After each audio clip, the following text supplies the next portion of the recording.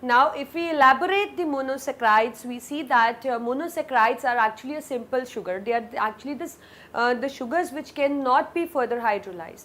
That means they are simple sugars. That means they are formed of only one kind of sugar, and if we will hydrolyze that, they are not hydrolyzed, and we cannot even get many more components out of it, because it is formed of only one component, that is one sugar. So, monosaccharides are the simplest one, they cannot be further hydrolyzed. And if we talk about the molecular formula, this is CH2ON, that means this CH2O, this unit can repeat at several times. And you know, when we see that what kind of functional group they carry, so we see that they may carry an aldehydic group, or they may carry a ketonic group. So, if they carry an aldehydic group, they are called as aldoses, and if they carry a ketonic group, they are called as ketoses. So, and depending upon the number of carbon atoms, that means they can carry a carbon atom ranging from 3 to many. The simplest is the 3 carbon atom sugars, right. So, depending upon that, we name them as triose, hexose, pentose, heptose, just depending upon that how many carbon atoms are present in it. But as I told you, that minimum number of carbon atom that is present in the simplest monosaccharide is 3 carbon sugar, that is glyceraldehyde and dihydroxyacetone. They are the simplest sugar which are containing 3 carbon atoms. As you can say, glyceraldehyde is CH2OH, COHH and CHO. And what kind of sugar it is? Obviously you see it an aldehydic group, so that means it is aldoses, or this is a aldehydic sugar. The second simplest one is CH2OH, C double bond O, CH2OH, again a 3 carbon sugar, and it is dihydroxyacetone, and as you can see a ketonic group, so it is a member of ketone, that is it is a ketosis, because it contains a ketonic group. So, this is how you are going to classify that, depending upon number of carbon atoms, that what general name you can use for the sugar. Few more examples, few more aldoses like ribose. You know that ribose is a main component of RNA. Ribose sugar is present in a RNA. So, what is the formula? And like it is an aldehydic sugar, as you can see an aldehydic group. So, you see that it is CH2OH containing how many carbon atoms? 1, 2, 3, 4, 5. 5 carbon atoms, and it has aldehydic group OH, H, OH, H, OH, H, and then CH2, again H and OH. CH2OH. So, this is something called as ribose, an important sugar.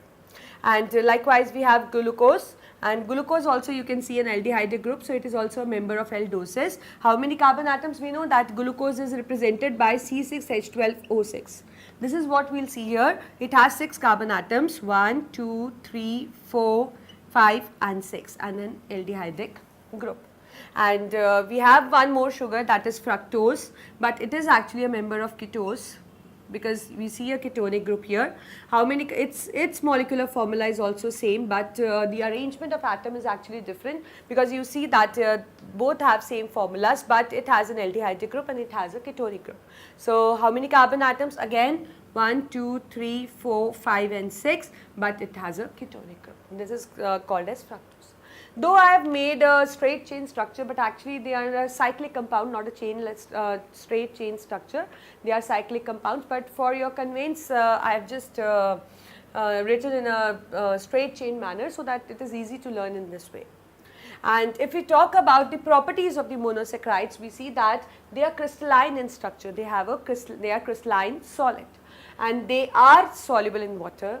They are sweet in taste, as you all know that sugars taste sweet, and they are optically active because they contain an asymmetric carbon atom. We know that optically active means they can rotate the plane of polarized light, and the condition which is required to be an optically active substance is a asymmetric carbon. So, it possesses that asymmetric carbon, that is why it is optically active. We see that they exhibit normal reactions that you can aldehyde or a ketone show with an alcohol or aldehyde or ketone. So, it shows actually a simple reactions. And you know that as I told you that this is an important part of this chapter, this topic. Glucose is represented by C6H12O6 and fructose is also represented by C6H12O6. But if you get a, like if I tell you that I have C6H12O6, but tell me, prove it, that whether that C6H12O6 is a glucose or a fructose, then how you are going to prove that? So, we have certain tests for that. One is that If we talk about glucose, it is an aldehydic sugar, and if we talk about fructose, it is a ketonic sugar, right. So that means it must be, means it can give a test of aldehydic group and it can give test of ketonic group. So let us see that what kind of test a glucose being an aldehyde can give. So we see that because it has an aldehydic group, so that means it can even get oxidized with mild oxidizing agent. It can even oxidize with mild oxidizing agent like bromine water, like we have bromine water. So what actually what happened here is, suppose I have this thing, glucose, the formula is like this, I can just club them up, right. So what happened, we have bromine water, we see that it gets oxidized, turning this aldehydic group into a carboxylic group. So it becomes CH2OH, CHOH whole 4 and COOH. That means CH2O turns into a carboxylic acid group.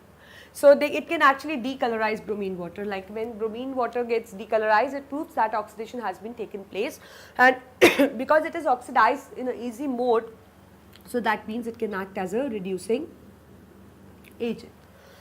Likewise, it can show many other tests also, like it can oxidize the toluene reagent also. What is toluene reagent, how it is formed? We have AgNO3 mixed with NH4OH and we get AgOH precipitate with NH4NO3. Then we react this AgOH whole twice again with more NH4OH, and as a result we get our toluene reagent, which is something like this, right. Then what we are going to do is, we are going to put this glucose into a, we will take a test tube, we will add the toluene reagent, we will take a glucose in that, and what will happen actually, see this is my sugar, I am going to add a toluene reagent, I am writing in an ionic form. So it gets oxidized to a carboxylic group, forming silver, forming NH3 and water. This Ag actually form a silver mirror in a test tube. So formation of the silver mirror shows that oxidation has been taken place, and it is a good reducing agent because it can get oxidized even with the mild oxidizing agent. Likewise, it can also give a test of when treated with Fehling solution. We know that Fehling solution is formed of Rochelle salt mixed with copper sulfate. What is Rochelle salt? It is sodium potassium tartrate, right. So when they both are mixed, they form a, firstly the copper hydroxide precipitate is formed, then it dissolves to form a clear blue color solution. Then what we do is, we take a test tube and we add this Fehling solution and glucose into it, and what do we observe actually, what kind of reaction take place? The reaction take place like this is a glucose, we have copper ions here, hydroxide ions here, I am writing in an ionic form, it forms a carboxylic acid, it forms a copper oxide and water. So what happened here, it was of blue color, but here it turns into a reddish color. So formation of this reddish color just indicate that the reaction has taken place, or you can say oxidation of glucose has been done. So as you can see that it contains an aldehydic group, it contains a ketonic group, so that means it is first one of the major difference between them. Second is that you can write the structure. Third, we have certain tests, it can be oxidized with mild oxidizing agent like bromine water, that means it can decolorize bromine water, but it cannot decolorize bromine water, no test with bromine water. And likewise, it shows it can be oxidized with toluene and Fehling, as glucose can be oxidized with toluene and Fehling. So as in the same way ketone, fructose can also be oxidized with toluene and Fehling. So if somebody asks you about the test, that how you are going to distinguish between glucose and fructose, the main test which you can use is the decolorizing of bromine water. That means the glucose being containing an aldehydic group can decolorize the bromine water, because it can even be oxidized with mild oxidizing agent.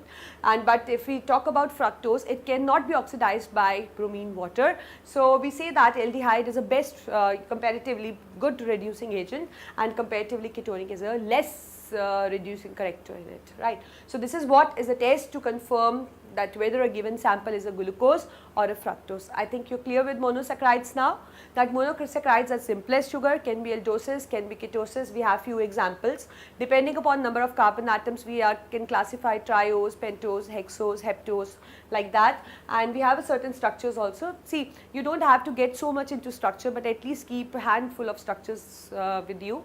That means few structures you should be familiar with. And moreover, you should know that these structures which I have made, they are straight chain, but actually they are cyclic. In a natural, you can say, if we talk about their actual structure, they are cyclic in nature. And likewise, these are the characteristics, and these are the tests for distinguish between glucose and fructose. So this is what is monosaccharides.